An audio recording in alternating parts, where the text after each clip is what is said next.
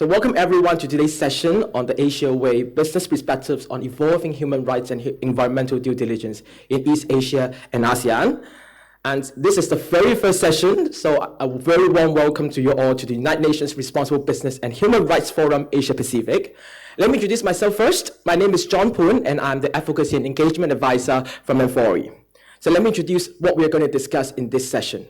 So especially among East Asia and ASEAN, due diligence and human rights and environment is moving from talk to rules and market practices. And businesses are now using standards, procurements, incentives to shape behavior. And some countries move faster in terms of regulations, and some of them are still lagging behind with a lot of challenges.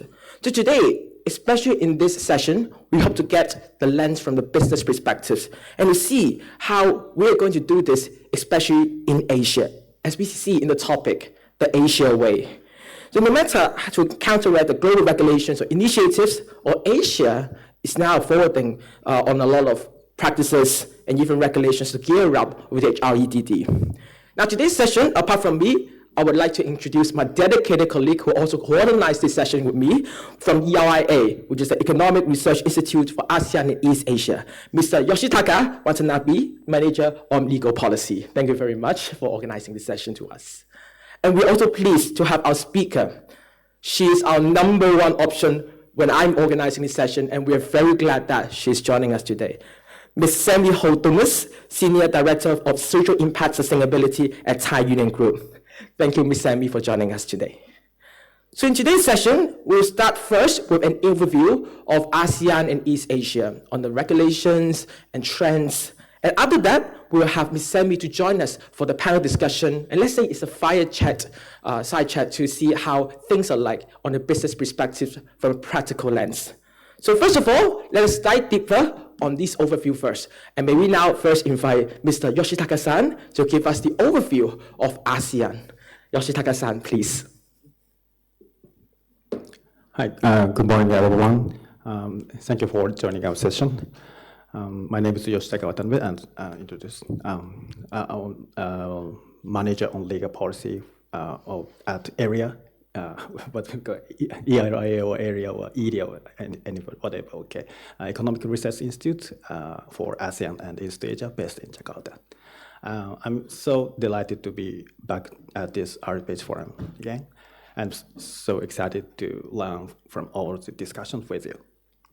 So. I'll give you a quick overview of the global regulatory trends, especially from the ASEAN's perspective. So this slide shows recent key legislation related to HRDD or HREDD. As you know, the HRDD, originally introduced by the United Nations frameworks and guidance principles, has been gradually shifting from voluntary initiatives to mandatory requirements in recent years. So the upper part of this table highlights laws that directly impose conducting due diligence as a legal obligation, basically aligned with the UN guidance principles and OECD instruments.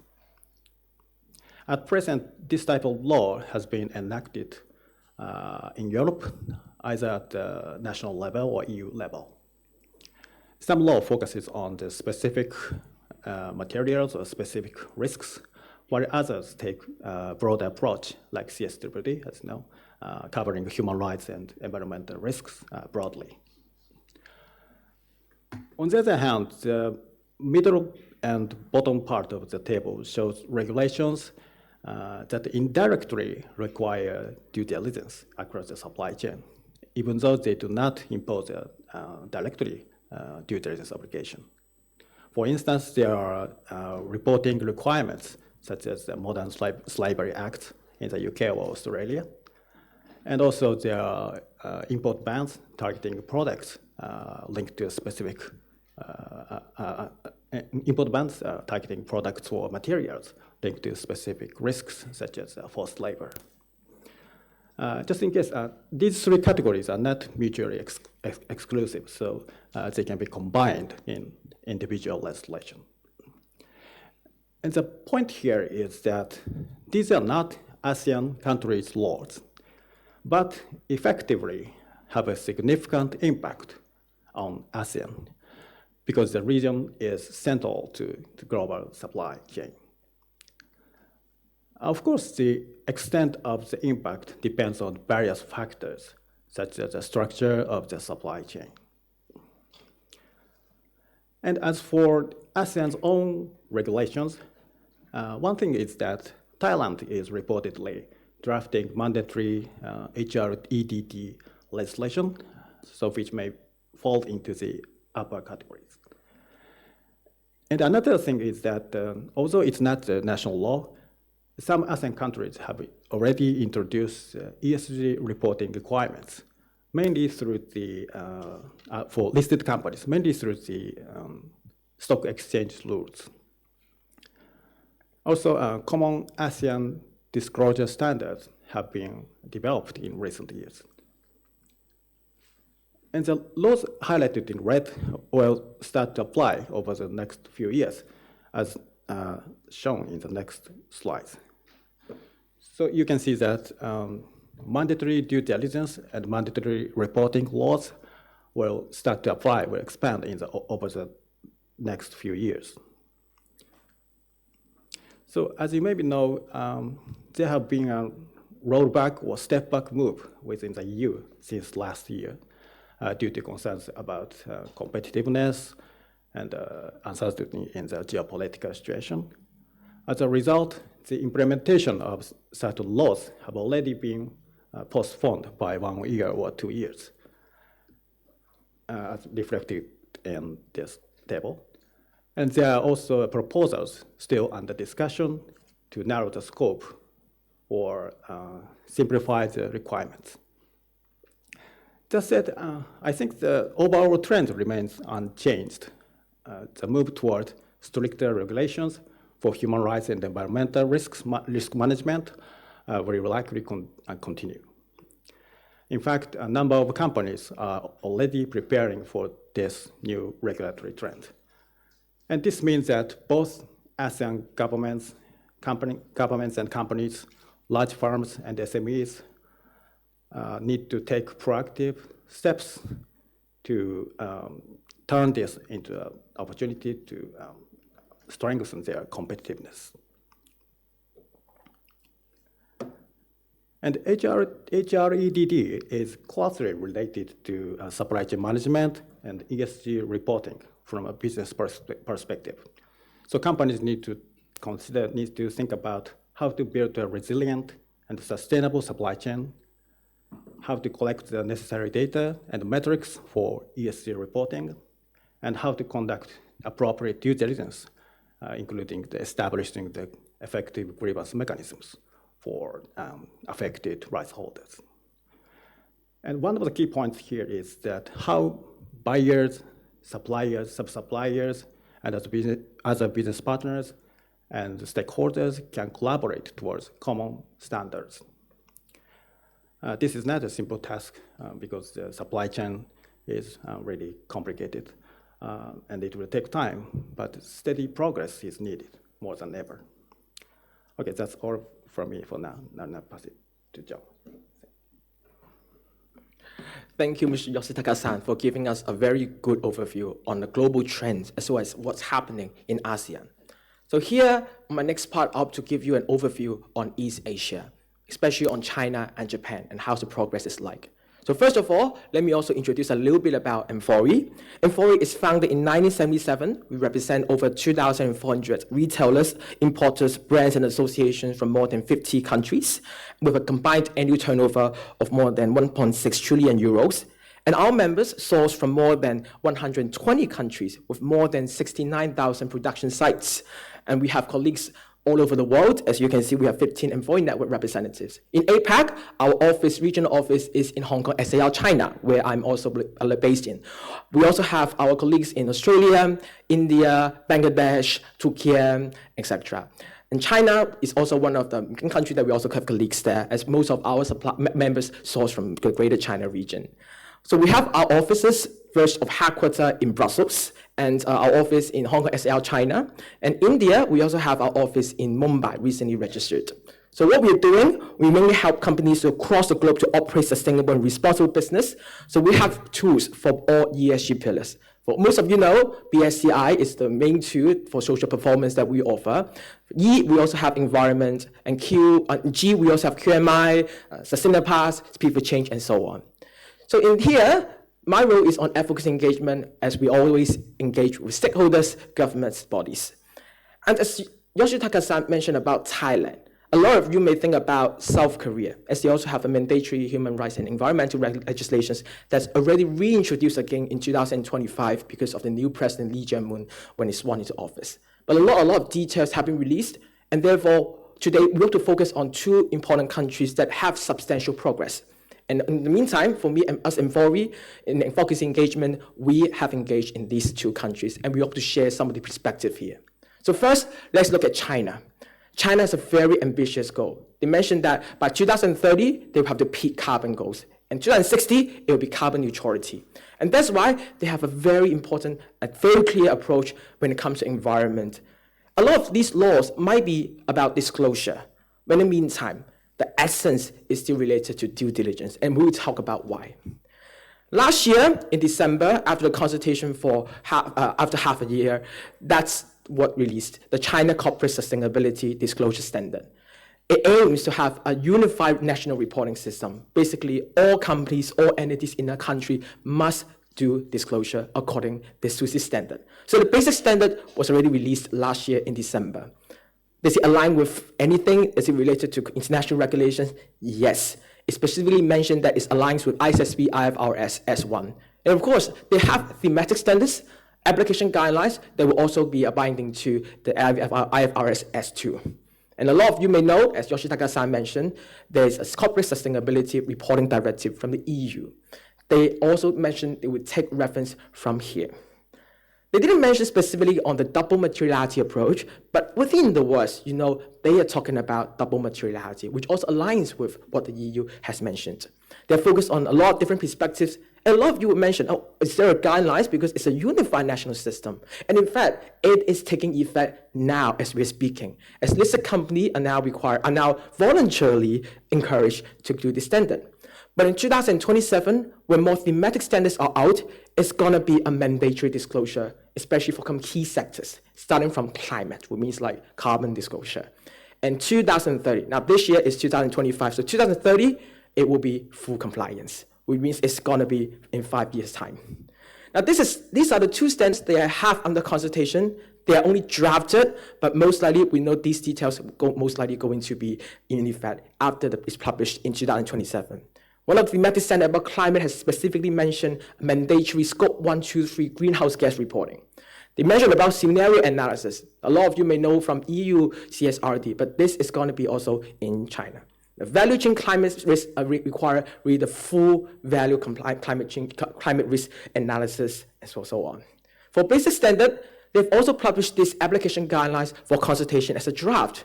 They specifically mention about upstream and downstream activities have to be considered. Materiality assessment that includes identify, assess, prioritizing sustainability issues are needed. Does it seem to be due diligence process part of that? Yes. So even though it's disclosure, but they are thinking about due diligence as well, specifically. They also mention about proportionality principle. As they mentioned, it should be tailored according to the accessibility, supportable, and credible disclosures. Apart from this standard, there's also a very important development in China on environment. That is the environmental code. Now, when the word code is used in China, that is something serious.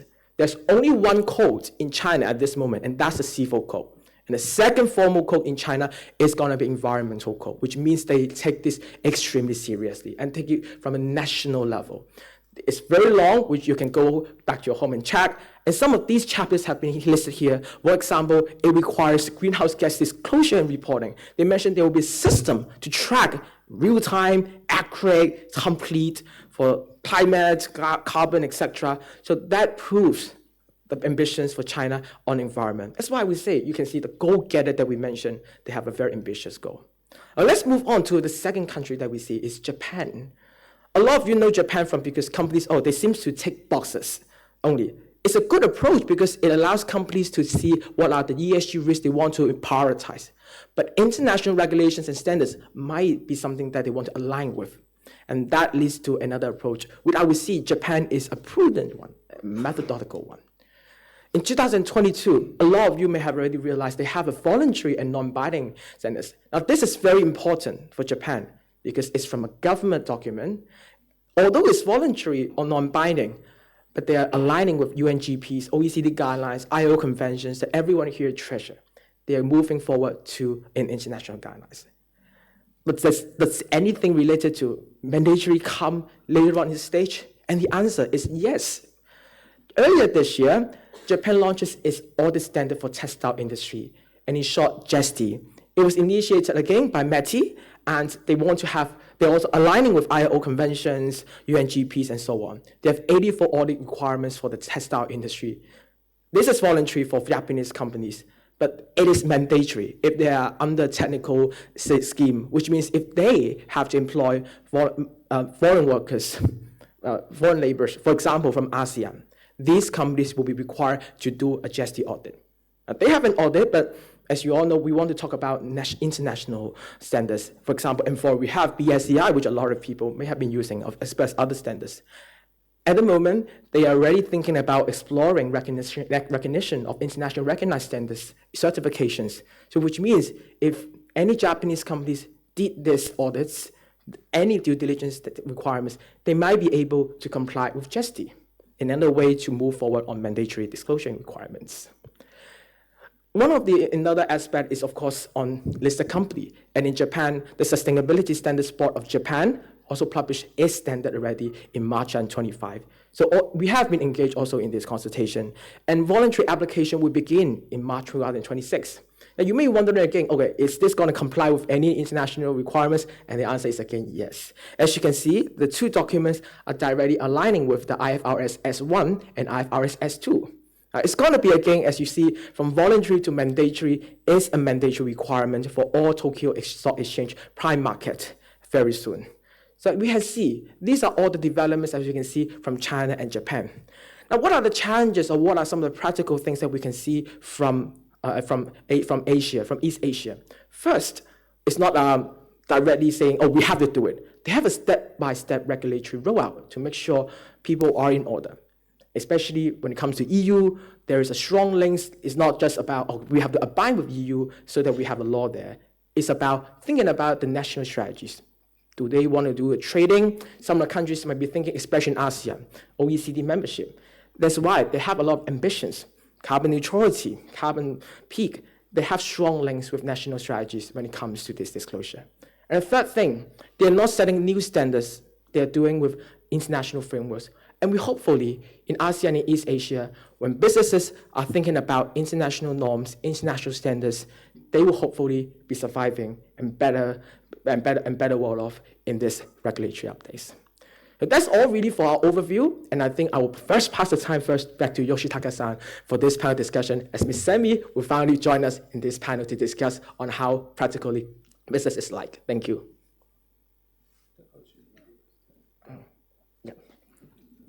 Okay, thank you, John. So now we'd like to move on to the dialogue with panelists from business sector, Ms. Sami from Thai Union Group. Thank you again for joining us. So John and I will ask you a few questions, and we'd appreciate your responses. And you can share from your own company's experiences, or you can speak from a more broader perspective, like industry level or national level or maybe a global level. And you can tell. And after a few questions from us, we open the floor to discussion to the audience.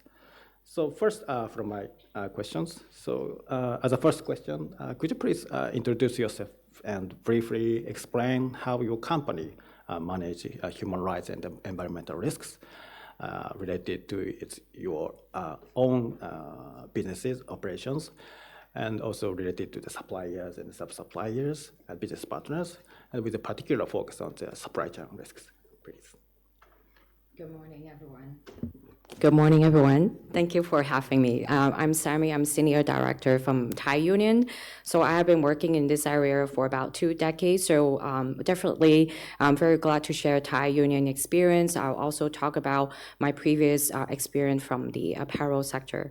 So just want to unpack a little bit about all the legislation. Sometimes private sector feel really like overwhelming with all this new trend. But I think learning from our own experience, particular Thai Union, we really think about what's the most important, have a focus, because without a focus, it's very difficult to be strategic. So for Thai Union, we have completed a double materiality assessment a few years before. So a double materiality assessment, meaning we understand what are most critical financial impact for us as a business, and also understand how a business impact people and planet, like our actual impact.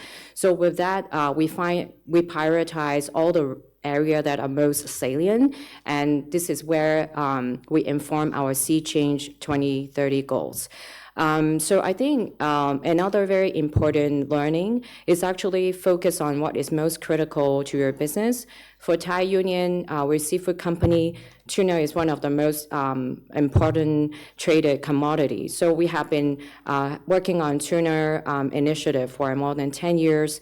We have a 2025 tuna goal, which we aim to source 100% from MSC certified fishery. So we're right now about 98%. It's a big progress, but given the fact we also have been working on this goal for 10 years. So small win is important for company. With this big progress, it allows Thai Union to be more ambitious. So for our 2030 goals, we actually aim to source 100% MSC certified for all our fishery, which is very ambitious. It has not been done before. And then for social, I think one of the most salient human right impact is migrant worker related to forced labor. So many of our consumer cares about it. A lot of legislation focus on this area. So for us, we think it's very important to pick a most mainstream and most credible monitoring approach. So we select on the level, which is a certification for recruiting firm. We only work for sending agents that are certified on the level. So I think with different businesses, there might be different audit scheme or certification. I think very streamlined approach is very important because it also allow our customer to understand how we monitor, because those assessment protocol are very transparent and they are available in public space, and there are a lot of stakeholder engagement to revise those protocol, and also there are more consumer awareness to understand all those efforts. And I also want to speak a little bit about reporting, because it's a question that I've been asked very often. A lot of private sector kind of overwhelmed by the reporting requirements. But I think the most important question I would ask them to think more is, have you done anything yet? If there's nothing being done, reporting is definitely the nightmare because there's nothing to report. So back to the basic, have a focus, have a strategic focus, work on small wins, and it allows you to have a good foundation for communicating more publicly and more broadly. Yeah. Thank you, Ms. Sammy. Ms. Sammy has given us a very good overview on some of the sustainability schemes, certification, and most importantly, disclosure is the thing. But I think a lot of you will be overwhelmed because Mr. Yoshitaka-san and I has presented so many regulations. Some of them are global regulations, EU regulations, and even national regulations. So, Ms. Sammy, how do you feel about these regulations? Does it affect how your company progress because of the regulatory change? When we used to be like business practices, because we need disclosure, let's do disclosure. But they are switching from market practices, from regulations. Does it change how you do these market practices? Have you adapt these kind of regulations into your businesses? Yeah, that's a great question. I think there's a lot of ripple effects, even for Thai Union or the company that I've been working that have been using a voluntary approach for self-regulation. We audit our supplier. We have our own code of conduct. But some of these regulation, particularly, they are more sanction and penalty oriented. For example, U.S. Tariff Act, UFLPA, it actually create a huge burden for proof of efforts. That is different from compliance, because achieving compliance, we are following the law, but proving that you are innocent is quite different, because all those efforts get cascade to our supplier. In the past, we just audit our supplier, and then we know that we are in compliance. But now we ask our supplier to audit the upstream. They have to provide the record of those due diligence effort. And many of these get trickled down, and then the more upstream the supplier, they might be much less sophisticated, so it become very much become a like paperwork exercise. And how do they kind of share those paperwork evidence across the supply chain is a practical kind of challenge. And also I think some of the when we look upstream, all the suppliers are different shape and form. The bigger one, the more kind of organized one, can definitely invest in data platform, using more sophisticated way to manage that information. But when the SME or small players, particularly in the food sector, they're smallholder agriculture, even farm seafood, they are a smallholder. Having paperwork in place or management system or written policy is already quite new for them. And having to prove a traceable supply chain is something not yet really readily understandable. So I think those ripple effects is real, and it create kind of like a burden. And the question would be, do we still want a very diverse and inclusive supply chain with supply of all sizes? Of course, as a business, we can easily just consolidate the supply chain. We just work with the biggest one. But is that the result we want to happen? Yeah, thank you, Mr. Tami. So you already talked about the gaps and challenges faced, but we want to elaborate on these matters. So what do you think are the key gaps and challenges like ASEAN companies or Asian companies are facing or will face this kind of global new regulatory trends? Especially I want to talk with you that, so one of the major challenges is that how to work with small suppliers, as you said, SME suppliers, particularly those in the lower tiers of the supply chains. And in fact, recent survey showed that nearly half of companies that don't have visibility beyond their tier one direct suppliers. And I understand that this is particularly challenging in sectors like fisheries or seafood. And so even in such context, could you share any examples, experience from your companies or advice for others on how to support such SME suppliers? Yeah, I think the biggest challenge I recognize for upstream supplier, because they always think about all this regulation as a reporting exercise, which it is not. And then I think there are disproportional focus on monitoring, but due diligence, if you look at all the, whether in theory what that means or the regulation, due diligence is also have a very strong focus on remedy and prevention, because we have been monitoring, auditing all the time. Doesn't mean some of the root causes have been addressed. I think the development of many of this regulation is the perception of voluntary monitoring is not effective. I don't think voluntary monitoring is ineffective, but actually, if you look at the last 20 years, most of the company could spend maybe 90% of the resources on monitoring. I think that's a problem. So all this legislation is a good call out for we focused on our efforts on remedy and prevention. And I think it presents another different challenges for SME or smallholder, because let's say for seafood sector, migrant worker and forced labor are salient human rights risks. Those are cross country challenges.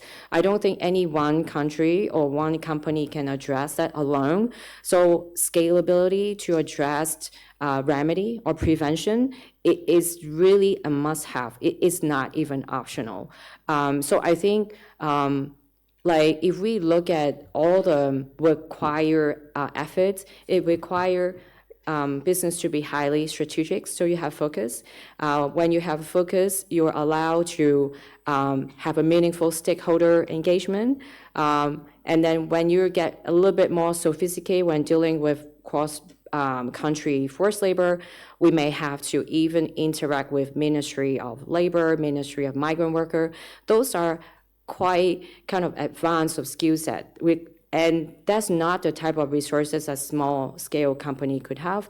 So I think what we do at Thai Union, for sure we audit our supplier, but if they have any equivalent audit, we accept it. We don't have to reinvent the wheel or do it for the sake of doing it. And then I think another very, very important learning principle for us is development first, because if we look for problem, you will find it.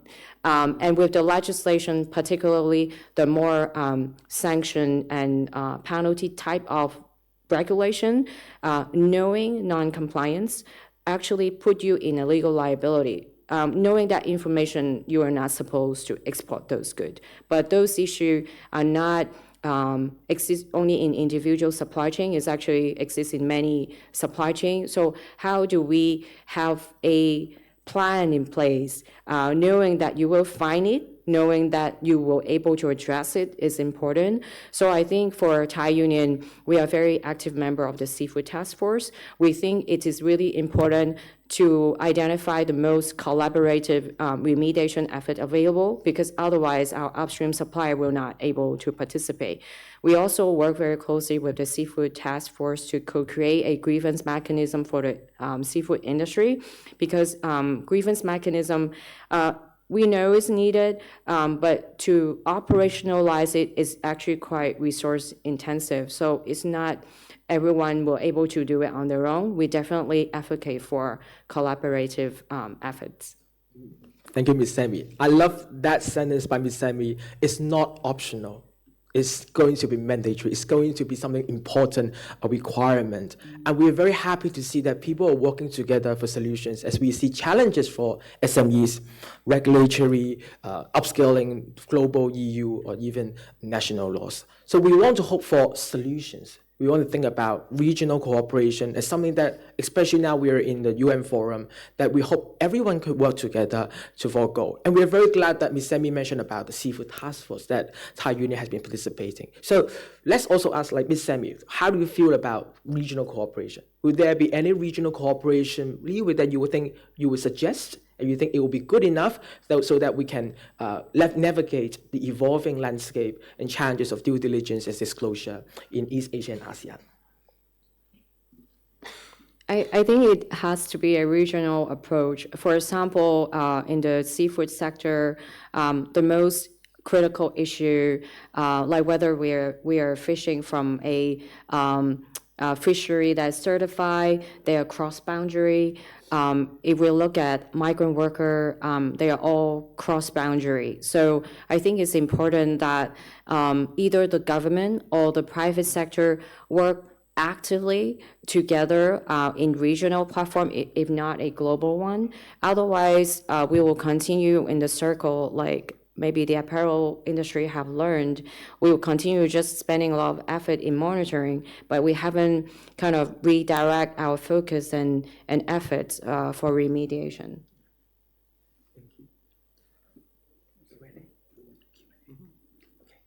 So thank you, Ms. Sambi, for such a nice discussion. So apart from just discussion, we also want to hear from you all. as audience participants. Do you have any questions, or do you want to join this discussion? Any questions about, and please identify yourself, and we will be letting you know to use this. Please click the button on this mic, and you will see the red signal, and that's how you can. Yes, there's the gentleman in the black with the brown polo shirt. Thank you. Good morning. Very insightful and interesting exchange here as a first session on this RBHR. I am JB Garganera from the Philippines. I work for a network of environmental organizations. I am very excited to listen to a few more sentences about the environmental code from China. So, for Mr. John, but I'm also interested to hear the insights from the other two speakers. So about the environmental code, would Chinese companies be asked to comply with the provisions of the environment code if they are operating in other countries? So for example, if a Chinese company is operating in Bangkok or in Malaysia, would the Chinese company be required to disclose environmental impact assessments, their contract disclosures, or their financial flows if there were some issues or potential risk on human rights? So maybe I'm interested to know, are Chinese companies, do they have an obligation for some extraterritorial responsibility if the Chinese company is operating in another country? But the second question is, what's the relationship of the provisions of the Environment Code to domestic laws? So for example, from the Philippines, I know we have a very ambitious indigenous peoples law. So if a Chinese company or any other companies, for example, who are signatories to other ASEAN commitments, but in the specific example of the Environment Code of China, if a Chinese company is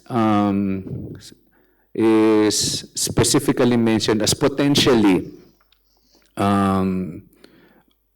putting harm or introducing risks to indigenous peoples, which guideline or provision would the Chinese company follow? Would the Chinese Environment Code or the domestic indigenous peoples law of the Philippines? Because there might be some difference between the two, and I suspect the indigenous law in the Philippines is more ambitious and higher standard than the Environment Code. Not to reduce the import, but I just know that when it comes to FPIC and self-determination, the indigenous peoples in the Philippines is there on the top. So those two questions. Would Chinese companies be subjected to the same environmental code in China if they were operating in another country? And if a Chinese company is flagged for potential human rights issues, which guideline would be followed? The China Environmental Code or the domestic law in that country? Thank you very much. Well, thank you for these two questions. I first hope to mention about the environmental code, as we have been seeing that this is really about the human rights issue rather than environment issue. So this is something about environment disclosure and due diligence. So a lot of things happen really on the national level. And one important key element is to say this environmental code is still the consultation of this code just ended. So we haven't got any knowledge about how it will be published. So we will have to wait for that. But based on the test on this chapter, we can see that they talk about supply chains, mainly on the upstream and downstream. And a lot of them, I would say, guidelines. So they didn't specifically mention the prosecutions, enforcement, because it's a national level. It was something consulted from the National People's Congress. And what happened is when this guideline is out, it will then be cascaded to, for example, provincial government, city government. And this is somehow the law that the ministry and different levels of the governors would then follow. So we are not sure in the case that how things will be like. But I would say this is a very strong signal from China that they are very ambitious on the environment and biodiversity. And it's apart from just environment, we are also seeing a lot of on nature conservation, on how biodiversity is treasured, blue economy, green economy. These are some of the chapters and guidelines that was mentioned in the environmental code. So that's why I would say that it's a guideline, it's something that shows the ambitions, and China will then move forward very ahead on environment issues. In regards to these labor laws or how things are like, China has been very forward in terms of labor law, and it has the legislations, regulations already decades ago. And it has been very effective, and we have been seeing a lot more movement going on. And I would say that China is really taking care, especially on the national level. We have been seeing, for example, on how these are treasured. There have been researchers to see how, for example, EU CSDD, CSRD can align with the standards in China. So we say, while China has their national laws that they have been seeing, that they have been already implementing for a bit of time, the most important thing is also aligning with the international norms and standards which we see China has been always trying to be ahead. For example, in some of the projects that we work on due diligence, we are seeing that China is also thinking about whether to apply these standards. And I think, especially coming to what mentioned in the deck, environment, you're seeing they are not inventing some rules or challenges. A lot of participants may be asking, is this code a new thing? But then it's a reassuring thing from the Chinese government saying that we're aligning with ISSB, IFRS, which you can see that there have been a mindset to align with international laws and standards. And that's something I would say very important when international businesses are looking into China, they are taking international norms, something very importantly. And do you have any supplements before we move on to other questions? Okay, thank you. So may we have another question or another discussion? Yes, this gentleman in gray suit. Good morning, everyone. My name is Wen. I'm from Vietnam. I'm working as responsible sourcing manager for Tesco Group for Southeast Asia. So the first question I would like to give to John. Could you elaborate a little bit about any regulation or any provision related to quality assurance for sustainability reporting in China? My second question is for Sammy. I know that Thailand is now introducing the first draft of mandatory human rights diligence law. So whether Thai Union Group has engaged in consultation with this law, or what do you think about this law, and how it will impact the business operation of Thai Union, especially related to human rights performance? The first question for Sammy. I know that Thai Union did a lot of work, and when you talk about people spending a lot of time for monitoring, I agree, but I would say that human rights diligence is something we all know that go beyond the auditing, go beyond annual ethical auditing. So what did Thai Union do to support your tier 2, tier 3 in terms of building their own system, in terms of building their own knowledge on human rights adverse impact and how to address human rights adverse impact apart from remediation? Thank you.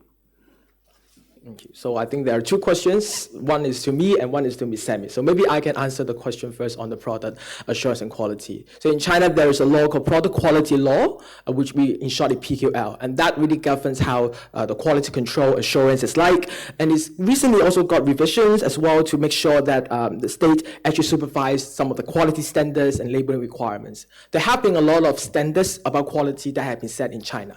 And in China, there have been a lot of different states. For example, in Shenzhen, there could be a kind of quality management control, legislation, regulations, and standards. So we are seeing a lot of them. A lot of Chinese companies is not just following only the national law, as you can think about ISO as one of the important quality control and assurance scheme. And we have been seeing a lot of Chinese factory suppliers and also complying this law. So for us in amfori, quality control is a very important governance pillar. But a lot of businesses may also think, apart from just talking about legislations or regulations, a lot of businesses also want to see, are they doing it in a very important way? And therefore, for example, in amfori, we have something called amfori QMI to make sure that you can have a one-day fast scanning orders. Because quality control could be very complicated and you're doing ISO, which is very expensive. It's not just to comply with national or international standards as well. So we actually also offer QMI for our members. If you want to do a fast scanning, one-day audits on product control, infrastructure, that would be a way that we see that quality control could be important for business. It's not only just for a regulatory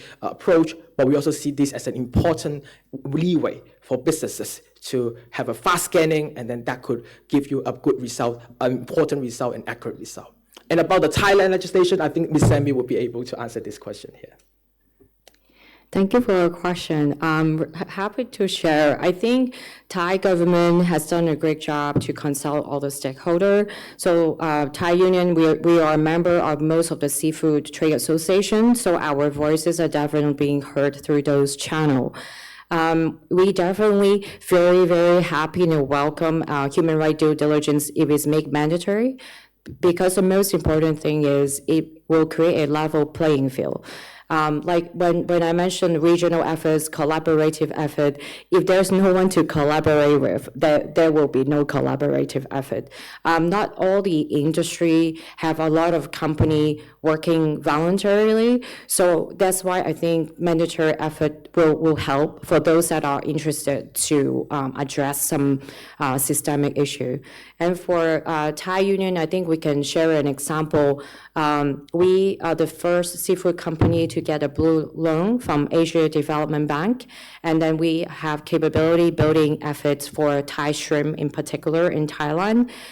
So we use ASC certification to as a standard for capability building and measuring progress.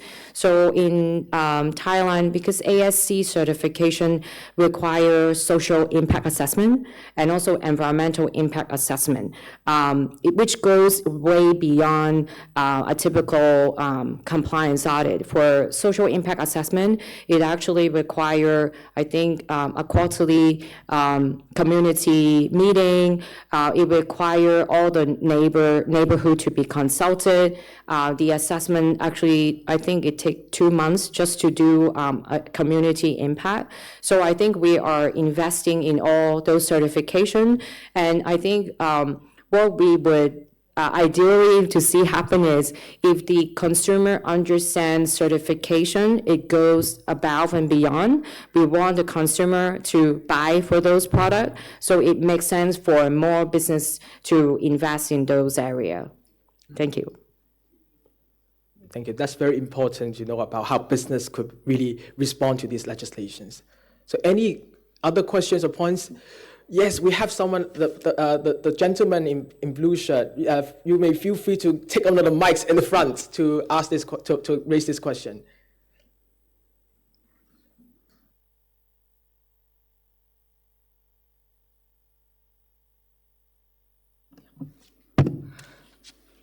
Okay, thank you very much. I'm Miftah from Greenpeace Southeast Asia.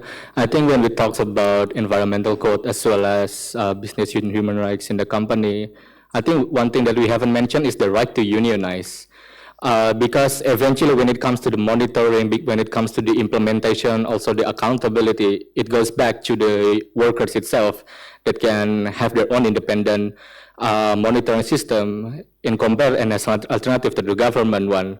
And also I think when it comes to like the representative from Thai Union itself, that I think it's a good step forward to have a remediation, but still if the rights to unionize is not yet permitted, it will be a huge challenge. And I think especially in terms of the business that cross boundaries, such as Thai Union and the seafood industry itself, sometimes the challenge is that some countries do not allow for migrant workers to unionize. I think that's the biggest challenge so far. So I was just wondering, how is your take on that, and also how does the environmental code itself covers the area of the rights to unionize? And also the second question might be directly goes to the Thai Union, because it seems that when it comes to recruitment, it's very complicated. And I think it also could be challenging for the company to actually trace their source of recruitment and to actually have some sort of like certification for the recruitment agency that fits to the requirement of the company, while at the same time, the vessel owners also face its own challenge. So I was just wondering, from your perspective, in what way does other relevant stakeholders, such as government or civil society, can help the corporate on tracing or monitoring the recruitment firm itself that can be much more sustainability in it? Thank you very much. Ms. Sammy, please. Thank you for your question. It's such a very, very important question. I think for Thai Union, we take an approach that we have tested and it worked. We believe in worker-led grievance mechanism. So in Thailand, we work with WRN and LRF. They are both migrant worker, previous migrant worker. They are all worker representation. So they operate a hotline to complement our own Thai Union grievance mechanism, because we believe for grievance mechanism to be truly effective, it has to be accessible. If our worker choose to talk to a worker-led organization, they feel free to do so. So we work with these two NGO. They have regular access to our factory. They can promote their hotline anytime to our worker. And they're actually our monitoring partner for responsible recruitment. They interview 100% of our job applicants, because we believe not only they speak the same language of the migrant workers, they truly have the worker interest at heart. It's not checking the boxes. They would cover the blind spot that we might have, and it has been working well for Thai Union. And we have been sharing this as a good practice to other stakeholder, like work with worker-led organization, because we think that it's a truly speak to what is human right due diligence at heart. And then other question is About, I think, the union stuff. And Yoshitaka-san, first, do you have any comments on this? If not, I can also respond to that. Okay. I think there has been some of the issues about union rights. And while environmental code really focus a lot on environmental front, but in China, we have been seeing the All China Federation of Trade Unions that really also allows foreign workers, migrant workers to form an enterprise-level trade unions. And we have been seeing all this approach, which has been prescribed in the legal regulations and governance also within China aspects. And of course, in other countries, for example, we are seeing in Vietnam, there has been improvement on the labor union law. They have been newly revised and implemented last year. So we have been seeing a lot of these developments, and a lot of the time we're also referencing a lot on the ILO conventions, UNGPs, as well as OECD guidelines. I think these are something that we have been seeing, especially on the standards, on these labor standards, and we hope that more improvements and more regional cooperation could be seen in this aspect. Yes, okay, we have more questions while we are ending, so I think let's move on to this lady first on the blue suit, on the blue jacket. Yes. Thank you for the great presentations and discussions. It's so encouraging to see many countries, for example, like China and Japan, moving towards more positive and with stricter and greater regulations, right? But again, that I think in many cases, also from our past experiences, when some certain countries rise with stricter and stronger regulations, then businesses migrate to countries with weaker regulations, right? So at the regional level, I think it is very important for all the countries to rise together. So what do you see as the role of regional organizations like ASEAN, or even like business sectors themselves, in facilitating that countries rise together, move together towards a better direction in terms of business and regulations, and making sure that some countries are not left behind and are more, how should I say, becoming more targets for poorer businesses who do not want to respect human rights and this due diligence. Thank you. Yoshitaka-san, please. Yeah, thank you for the really important questions. So as you said, this kind of a leakage problem or divergence, or maybe raised down issues has long-standing issues. So it may be two strong, strict regulation might result in the unintended consequences. So we have to cooperate at regional and national level. And I think as I look at the current trend for this HRDD or HRDD, so most countries are at least aware of these issues, not to really, as you mentioned, so companies going to the less strict countries. And many countries more or less preparing to start, not just about the law, but maybe sometimes business guidelines or soft law issues, but they're trying to prevent this and to make these regulations effective. So I think at least the global trend to moving towards the more effective mechanism. It isn't perfect, of course, but yes, I think maybe so. It's of course this requires international cooperation, of course. But yes, as for now, I think it's moving towards a more stricter regulations and by way in a different way, but towards moving this common standard, common understanding for this human rights, environmental, and sustainable issues, which is very important for not just for human rights, not just the environment, but as a strength and competitiveness for companies. We have to do that. Sammy. Yeah, I think whether race to bottom is true, I guess we'll leave to the academic to decide. But if we look at the pandemic, I think it changes private sector mindset about a supply chain. We want a supply chain to be diverse. We have to work in country with different type of challenges. I don't think legislation alone will determine whether business can move to a certain place. And then very recently, all the tariff challenges, we actually experience it. It's not like you can move from your business from a place with high tariff to low tariff. It doesn't really work. Either there's no raw material or there are no skilled worker. I think all these challenges have present a very practical question for business. Are we nimble? Are we kind of strategic? Are we adaptable? Because we cannot afford to be reactive. We may lose out when we're very reactive. So I don't think business thinking about move to the place with the lowest legal legislation, and also with all these new emerging legislation, I don't really see there are particular places that are not regulated anyway. So it's about the best place to operate in the long term, whether it still work for your business model. Does a certain place still create value for a company? Thank you.